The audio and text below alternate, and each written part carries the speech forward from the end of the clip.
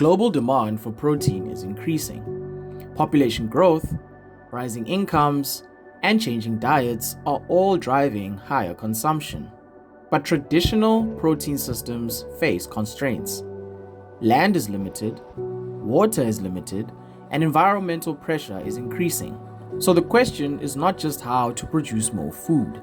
It is this: how can we produce more protein efficiently without exceeding resource limits? Fish have a biological advantage over terrestrial livestock. They are more efficient at converting feed into body mass. This is due to three main factors. The first being cold-blooded metabolism. Fish do not use energy to maintain body temperature. Therefore, more energy is directed towards growth. Another one is buoyancy in water.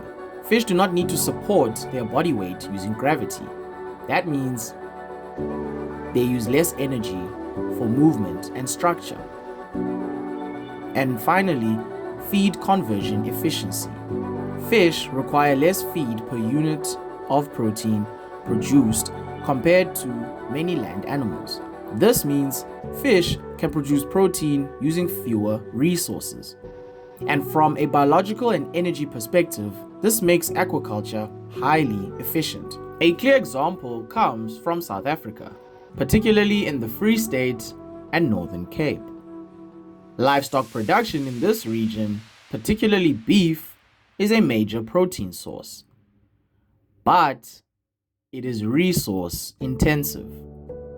This is because cattle require large grazing areas or feed production systems, and extensive systems dominate in arid and semi-arid regions.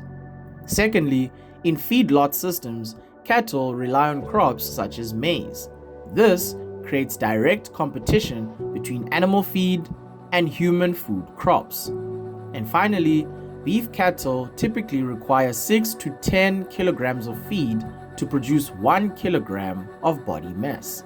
This is significantly less efficient than many other protein systems. So what this means is that protein production is constrained by land availability, feed availability, and water use. So to scale this system further would increase pressure on all three. Aquaculture provides a pathway to increase protein supply efficiently. By controlling production conditions, fish farming can scale production, optimize feed use, and reduce resource intensity per unit of output. The key innovations here include improved feed formulations.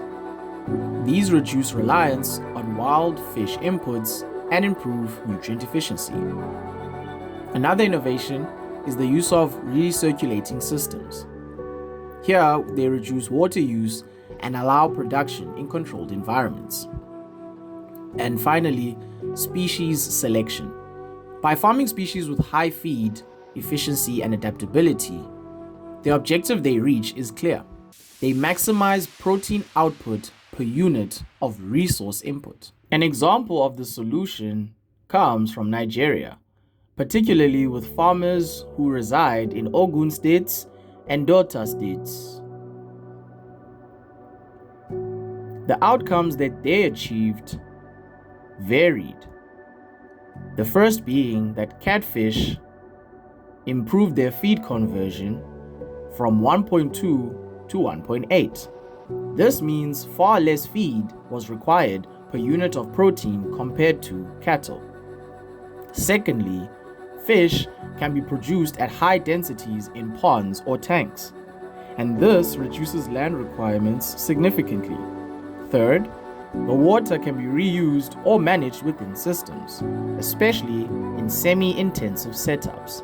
And finally, aquaculture contributes a growing share of Nigeria's domestic fish supply, reducing reliance on imports and wild capture. So what this shows is that aquaculture produces more protein per unit of feed, land, and water. The system is scalable because it is controlled. Fish farming alone will not solve global protein shortages.